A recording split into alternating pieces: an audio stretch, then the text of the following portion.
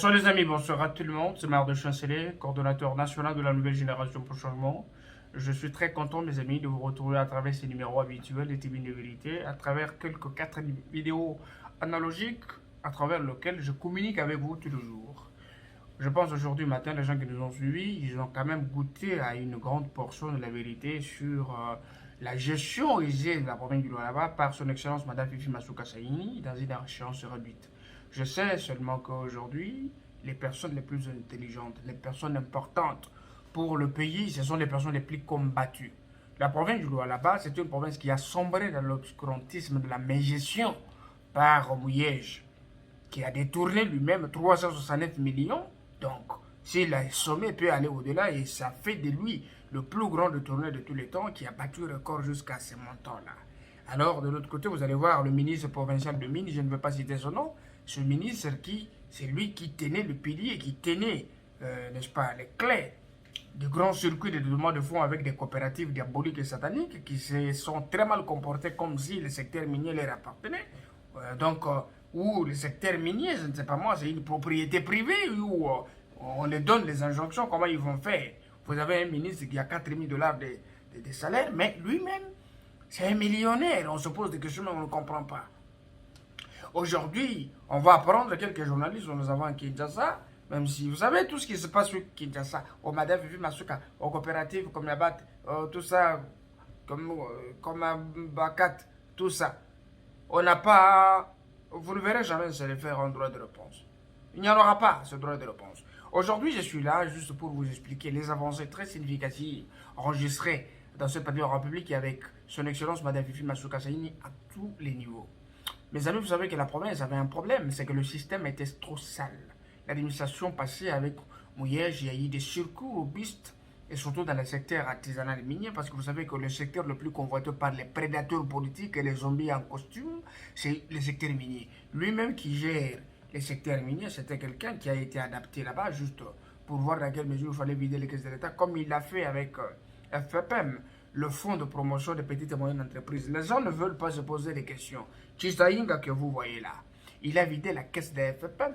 De 2008, depuis son lancement par l'ex-gouverneur de Grand Katanga, Moïse Katumbi Chapouin, que jusqu'à aujourd'hui, cet argent qui devrait servir aux intérêts des coopératives minières pour voir à quelle mesure ils peuvent être boostés, mais l'argent a été vidé de la caisse par Chisaïnga. Mais les gens ne disent pas. Mais les journalistes d'investigation, vous étiez où? Pourquoi vous n'avez pas dénoncé? Pour la deuxième partie, je pense que je voudrais vous donner des détails sur ce qui se passe dans le secteur minier, dans la province du Lualaba et d'autres secteurs. Je m'en vais d'abord féliciter son excellence Madame Fifi Masuka Saini pour cette sagesse de récupération du pont bascule qui a été exploité, qui a servi les intérêts des zombies en costume pendant 4 ans. On se pose des questions, nous nous disons, est-ce que le Lualaba appartenait à Mouyej, à Tchomboj, à Chisaïnga? Le Lualaba doit servir les intérêts du peuple. Les recettes de la province ont servi à des individus qui sont devenus puissants financièrement, mais ils utilisent cet argent pour exploiter encore le peuple, pour étouffer l'élan de développement. Le pont bascule, c'est l'ouvrage, c'est l'œuvre de Chisaïnga qui a proposé au gouverneur Mouyej à l'époque. Celui-ci a épousé l'idée, il a trouvé que c'était important, ça pouvait leur servir et leur globuscule. Le pont bascule fonctionne avec messieurs Kakomo Prince et Goden, que Chisaïnga a mis là-bas. L'un, Kakomo là-bas, n'était même pas sur l'arrêté. Monsieur Goden Prince, là, il est de la BD. Ce sont des personnes qui ont géré le pont bascule. Mais imaginez-vous lorsque vous prenez 1000 camions par jour, 1500 camions par jour, multiplié par autant de jours, excusez-moi, ça vous fait combien d'argent?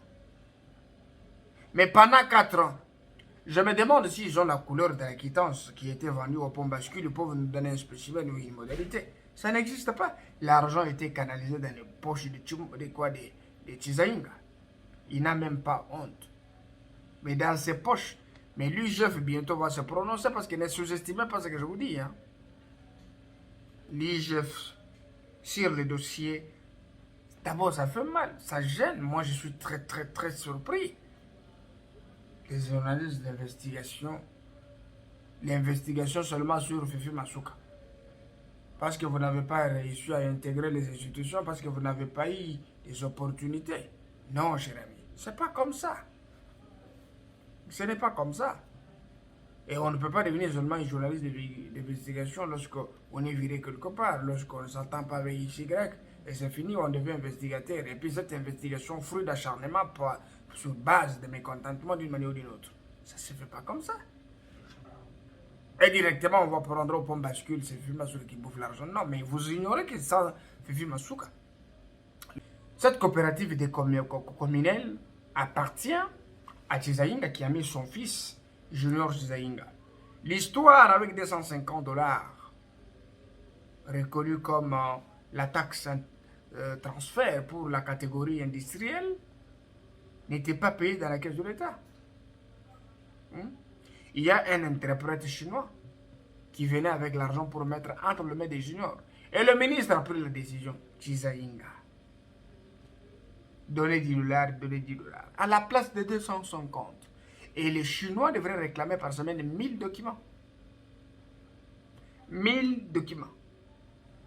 Multiplié par 250 $, ça vous fait combien? Regardez combien la province a perdu. Et regardez combien la province, 250 millions $. Ça, c'est la coopérative communale.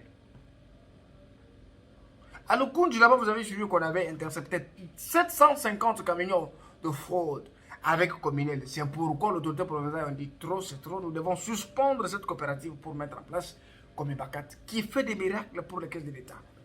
Aujourd'hui, les taxes qui sont payées par Komibakat vont au-delà de 10 millions de $. Si vous voulez de preuves, demandez-moi. Je vais vous les envoyer.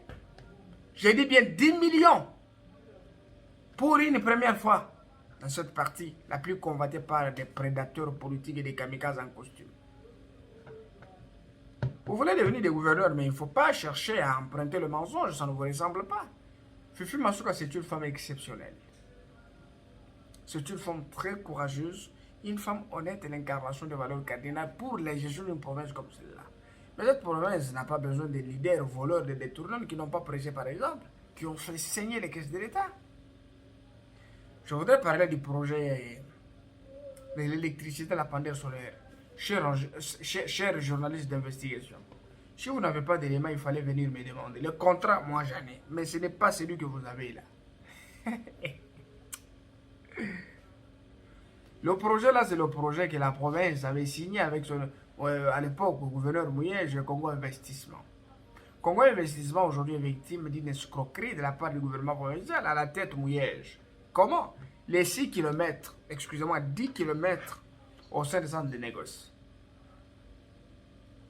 Mais Congo Investissement, est-ce que vous pouvez vous poser la question dans quelle mesure on a asphalté les 10 km? Mais ce sont des travaux préfinancés par Congo Investissement.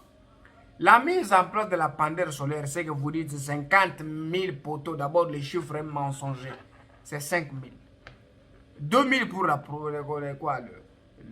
la vie d'écologie et 30 000 pour les territoires.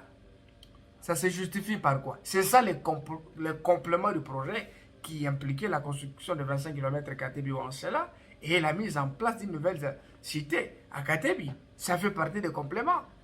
La mise en place de la pendule solaire, c'est le projet que Madame Son Excellence est en train de continuer. Et lorsque vous parlez de 5 000, vous ignorez que la POC de Mouyej était même à 9 000. Fifi Masuka s'est battu pour que ça soit revu à la baisse jusqu'à 5 000 parce qu'on a demandé chez Nef Solaire. C'est 2 700 d'abord la batterie et tout ça. Et si vous dites que ça pouvait coûter quelque part moins cher, au Lualaba province pilote, vous pensez que ça peut coûter combien? Et quand on vous dit c'est 5 000 $ par poteau, vous criez 5 000 $. À Kinshasa, posez la question, vous voulez une jurisprudence? Un parallélisme. Ici, ça a coûté 11 000 $ et un poteau. Au bout on a 24. 11 000 $, les autres 10 000 $. J'ai de preuves parce que la personne qui a exécuté ce travail, c'est Alain Borisha. Il est aux États-Unis. Là où il est, il me suit. Il sait qu'elle s'est dit la vérité. Les projets sur l'électricité, la mise en place de la pendule solaire, c'est un projet que madame a voulu continuer pour, n'est-ce pas, éclairer les acteurs sur la ville, même sur le territoire. Je ne connais pas des territoires sur des années publiques qui ont de la pendeur solaire. Je ne connais pas. Et les chiffres n'est pas 50 000, c'est 5 000. Il faut dire la vérité, monsieur le journaliste d'investigation. Je n'ai pas vu les journalistes d'investigation à l'époque de Mouillège lorsqu'ils volaient l'argent. Je n'ai pas vu. Donc, essayez de comprendre comment est-ce que les choses fonctionnent. C'est bizarre. Mais là, je vais dire non, Fifi Masuka, elle est bien réduite. Elle a réalisé des miracles. La maximisation des recettes, les infrastructures de base, la paix, la consolidation de l'unité nationale et la vente de la vision du président de la République Félix Tshisekedi à travers des grandes actions à impact visible. Vous êtes jaloux d'elle, on comprend, parce qu'elle a des qualités que vous n'avez pas. Elle a bien géré dans 9 mois plus que le gouverneur qui a fait 5 ans. Il a détourné 369 millions avec ses acolytes qui continuent à voler. Nous sommes dans quel pays où la pendeur solaire, ça va coûter, à Kinshasa, ça coûtait 10 000 poteaux. Au là-bas, à l'intérieur, où peut-être on peut revoir à la hausse, mais on s'est battu pour que ça soit revu à 5 000. Donnez-moi une province qui a mis la pendeur solaire moins de 5 000 $. Il n'y en a pas. Il n'y en a pas. Vous souffrez pour un bouchon de pain. Vous souffrez pour un bouchon de pain. Et là, mes chers amis, pendant que les 17 camions étaient en train d'être interceptés, il y a eu des procédures, les chefs est arrivé. On a remarqué que 170 camions sont sortis du même circuit.